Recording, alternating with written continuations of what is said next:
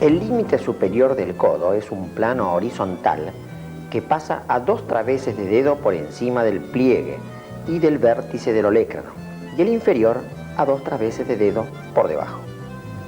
En la cara anterior vemos y palpamos el relieve muscular del bíceps y dirigiéndose hacia adentro y abajo su expansión aponeurótica. Entre el borde interno del bíceps y el pronador redondo queda limitado el canal bicipital interno.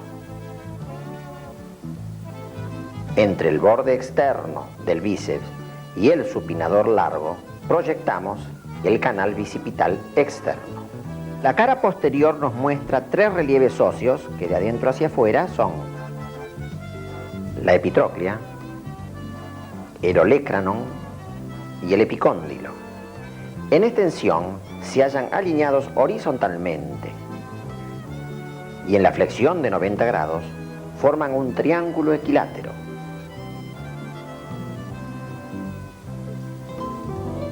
Entre la epitróclea y el olecranon encontramos el canal epitrócleo olecraniano donde se proyecta el nervio cubital.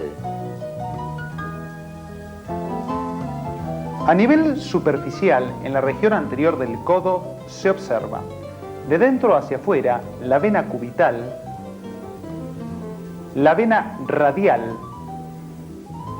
la vena mediana,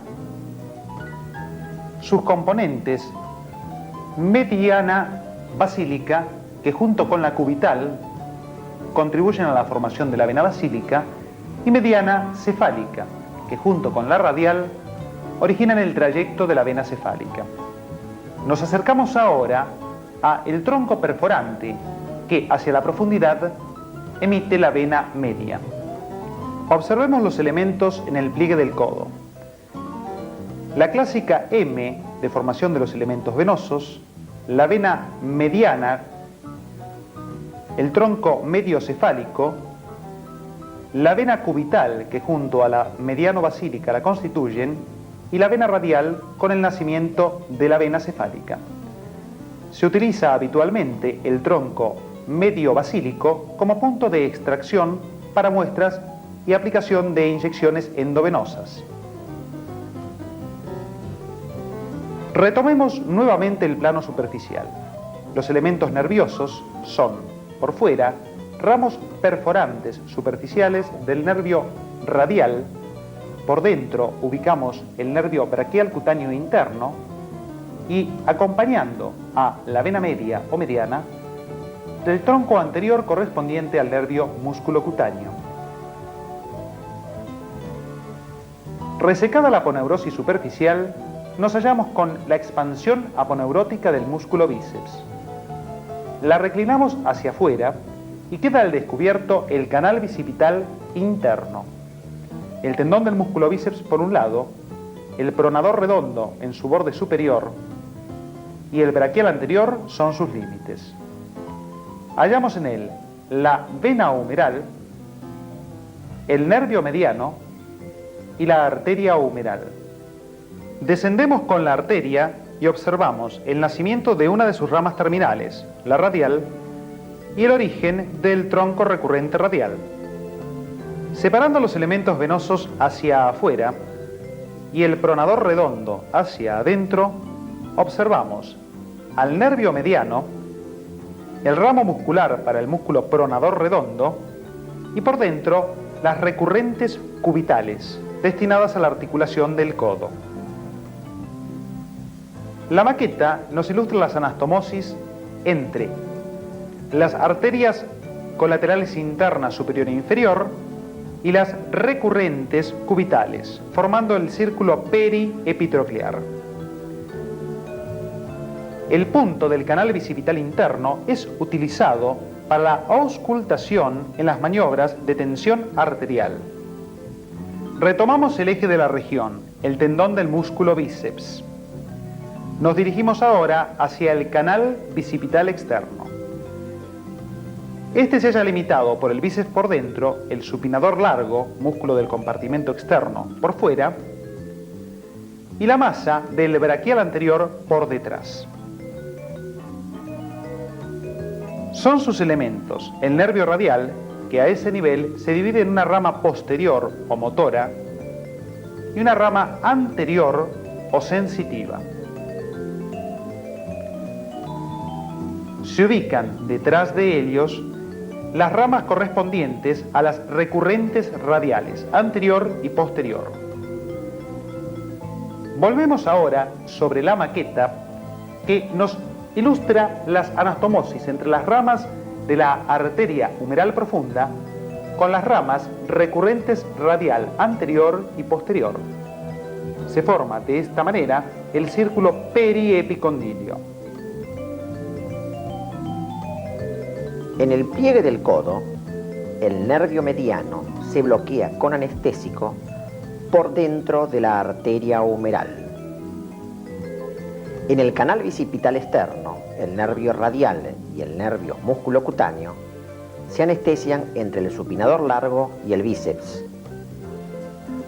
Retomamos ahora el plano superficial en la región posterior del codo.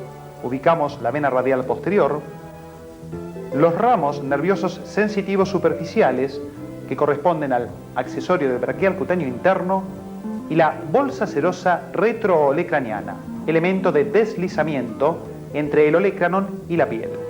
Resecamos la aponeurosis y observamos el vasto interno, la masa del músculo tríceps braquial y su inserción distal sobre el olecranon. Dirigiéndonos hacia adentro, ubicamos la epitróclea y por fuera el epicóndilo. Un elemento nervioso merece particular importancia en la región, el nervio cubital. Este se sitúa en un desfiladero ubicado entre la epitróclea y el olecranon, canal epitrócleo-olecraniano, para perforar luego los dos fascículos del músculo cubital anterior.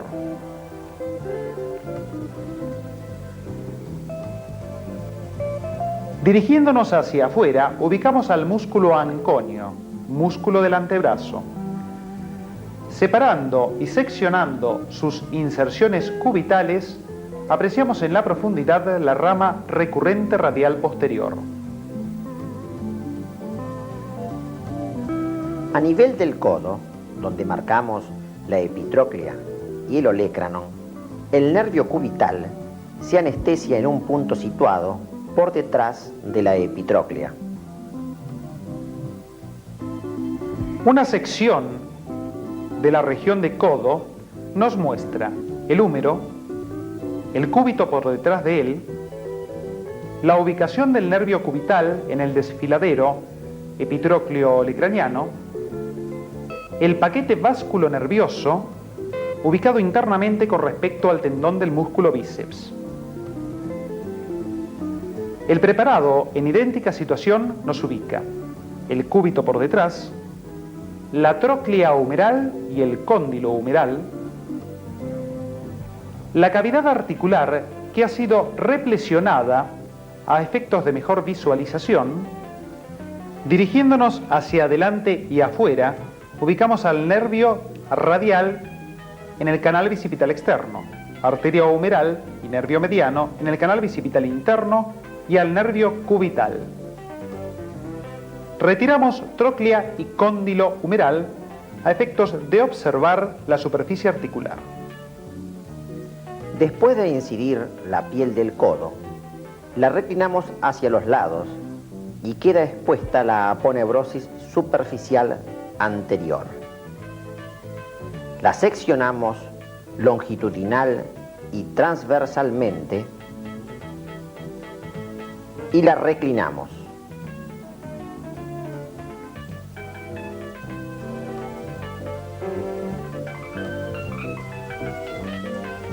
Señalamos las venas superficiales del codo. Las seccionamos y las descendemos. Identificamos el nervio musculocutáneo. Separamos hacia afuera el músculo supinador largo y liberamos el nervio radial en el canal bicipital externo.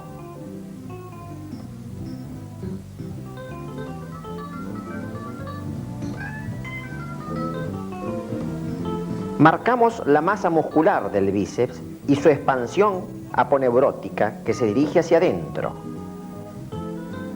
La seccionamos. Separamos el músculo bíceps hacia afuera y disecamos el contenido del canal bicipital interno, liberando el paquete vasculonervioso de su envoltura aponeurótica.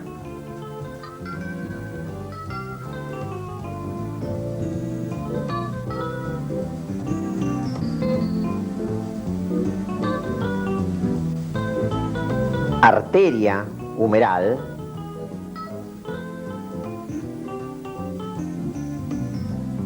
venas humerales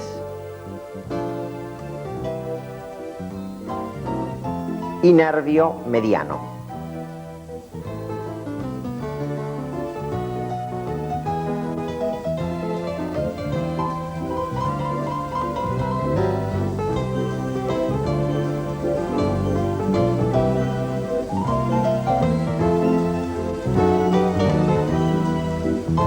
Pasando a la cara posterior del codo, incidimos la piel sobre el canal epitrócleo-olecraniano. La separamos, seccionamos la aponeurosis, la reclinamos y en la profundidad hallamos el nervio cubital. En la articulación del codo intervienen la extremidad inferior del húmero y las extremidades superiores del radio del cúbito. Esquemáticamente, un segmento hueco de cilindro en el que se adapta un segmento de cilindro completo constituye una trocleartrosis. Esta permite los movimientos en un eje. Yendo a la cara anterior de la articulación observamos epitróclea, el cúbito, el radio, el ligamento interóseo fascículo superior, la inserción del braquial anterior, la inserción distal del músculo bíceps braquial, la cápsula articular en toda su extensión con sus fibras de refuerzo verticales y las oblicuas externas sobre el ligamento anular. La vista lateral interna nos muestra la cápsula articular y realizando un movimiento de flexión apreciamos el ligamento medio de refuerzo, detrás de él el fascículo posterior y la inserción distal del músculo tríceps braquial. Nos dirigimos a la vista externa. En el movimiento de flexión apreciamos cómo la cápsula articular se tensa, evidenciando el fascículo medio, anterior y posterior de refuerzos. La vista posterior nos muestra el tendón del tríceps sobre el olecrano. Realizamos un movimiento de flexión y descubrimos las fibras verticales, las fibras horizontales de la cápsula articular, las fibras oblicuas internas y las fibras oblicuas externas. Reflexionando la cavidad articular y viéndola por delante, apreciamos el espacio sinovial, la cúpula radial y el fondo de saco perirradial. Separando radio del cúbito, ponemos en evidencia y nos acercamos a un medio de refuerzo intraarticular, el ligamento cuadrado. La vista posterior nos ubica y demuestra en la misma preparación el fondo de saco olecraniano sinovial. Realizando una flexión, observamos la continuidad del fondo de saco por los desfiladeros laterales.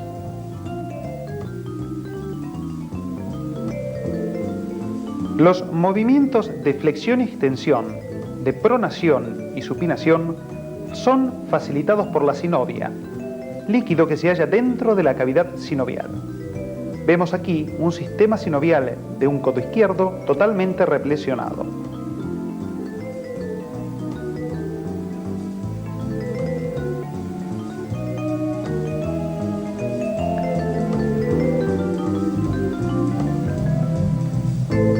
Vemos los movimientos, la flexión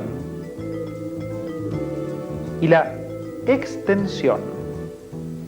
Esta última se halla limitada por un fenómeno mecánico.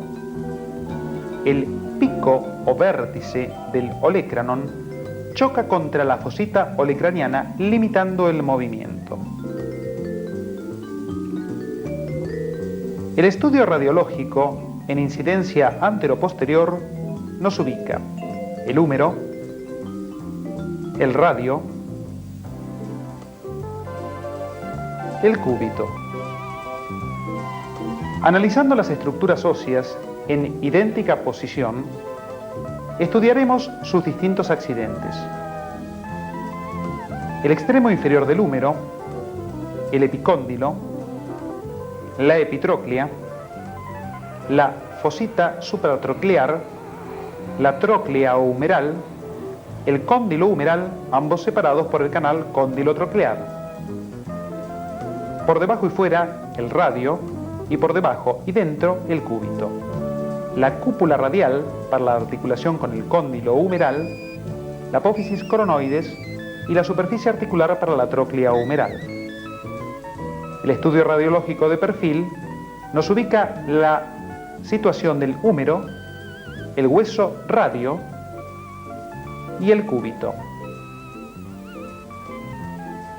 Esta imagen, con su correlato anatómico óseo, nos demuestra sus distintos accidentes: el epicóndilo, el cóndilo del húmero, la cúpula radial, el cuello y cuerpo del radio, el olecranon, el cuerpo del cúbito y las superficies articulares comprometidas.